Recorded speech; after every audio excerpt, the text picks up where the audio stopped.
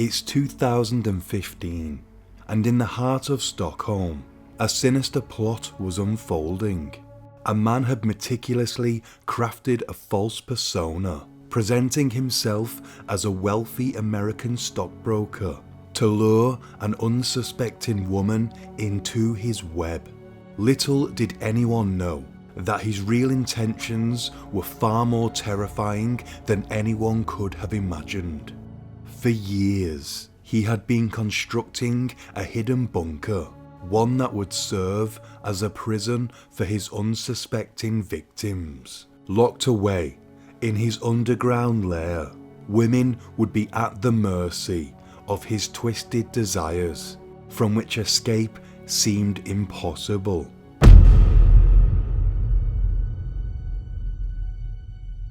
Before we start, if you find this video fascinating, then at the end, please drop it a like and let me know what you thought about the case. It helps the channel. Also, don't forget to hit subscribe for more. Thank you.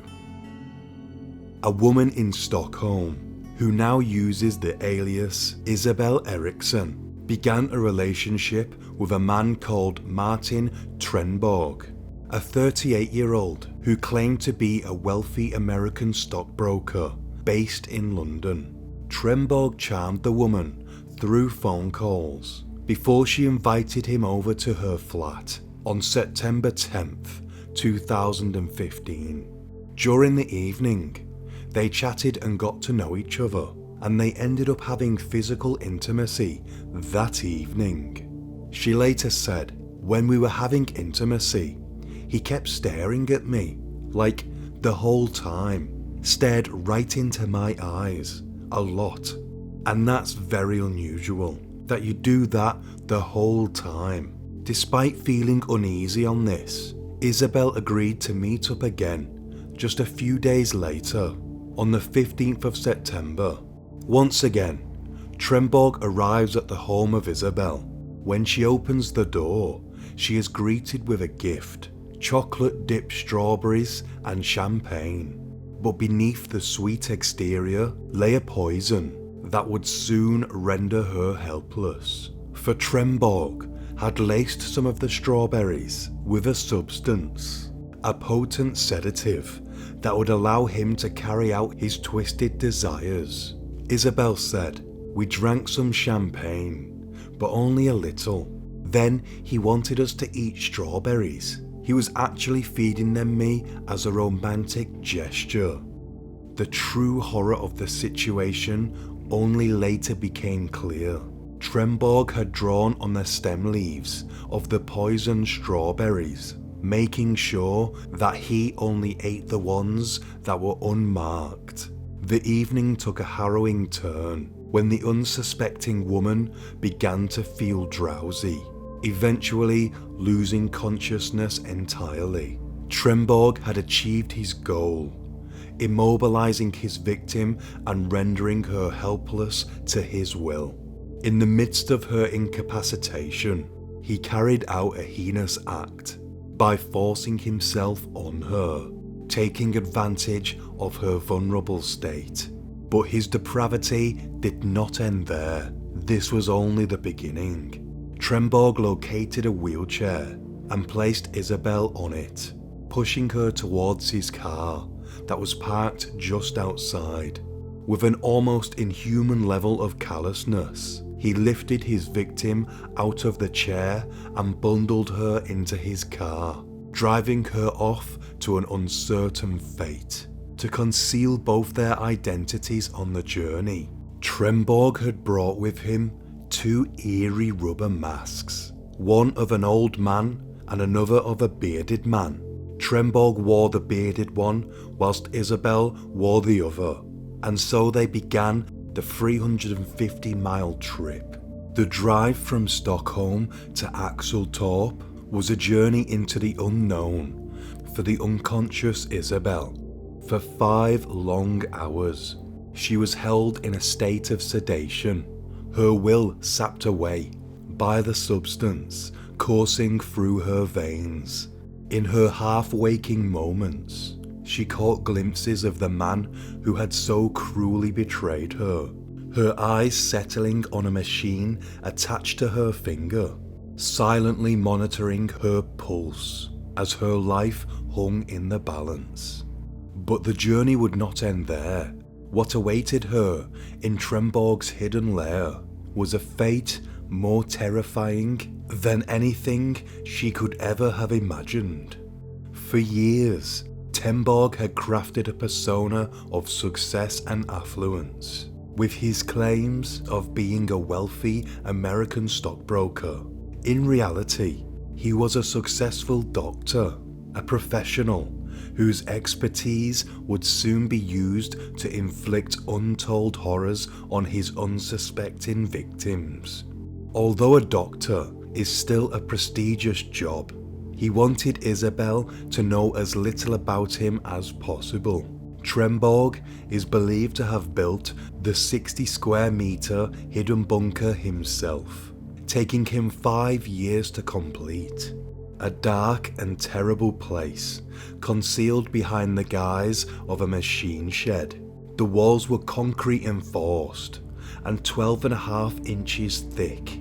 The metal doors double locked to keep his victims trapped. Inside the bunker was a twisted imitation of normality that awaited Isabel. A kitchen, bathroom, and a bedroom all seemed designed to lull her into a false sense of security. There was even a small courtyard where the person living there would be able to go outside without being seen by neighbours. But beyond the facade lay a darkness that was all too real. This was the place where Trenneborg would act out his darkest desires, where he would shatter Isabel's life and leave her with scars that would never fully heal. When Isabel came round, the next thing she knew, she was lying on a bed inside Trenneborg's bunker, with no memory of how she got there or what was to come next. For now, all she knew was that she was trapped in a living nightmare, a victim of the depraved desires of a man whose true nature had been hidden from her all along. Isabel said, "It felt like one long nightmare. When I woke up, I had 2 needles stuck in my arm. He was sitting on a chair beside the bed. I remembered that it felt very surreal, and I told myself that it could not be real. Suddenly, he started talking to me in Swedish. He told me that the door was the same that they have in bank vaults, that the walls were made of thick concrete, and that no one would hear me scream, no matter how much I tried, and that it was impossible to get out from there. He also said that if I was going to attack him and kill him, all I would have been left was a stinking corpse. There was no way for me to get out of the bunker without his assistance. There was a small room beside the kitchen in the bunker.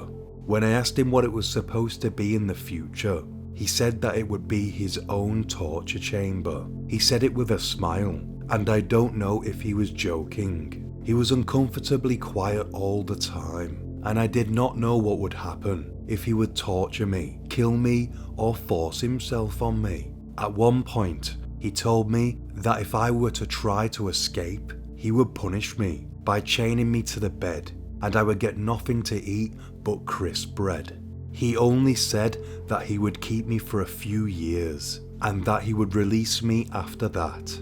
Inside the bunker, the victim had been subjected to a never-ending cycle of abuse and manipulation. Trenneborg had tried to groom her, attempting to convince her that she wanted to stay with him of her own free will, even as he made it clear that he intended to keep her imprisoned as his girlfriend. The routine was unrelenting, with Trenneborg arriving at the bunker at precisely 7:30 each morning to take her out into the courtyard. This was some sick parody of normality.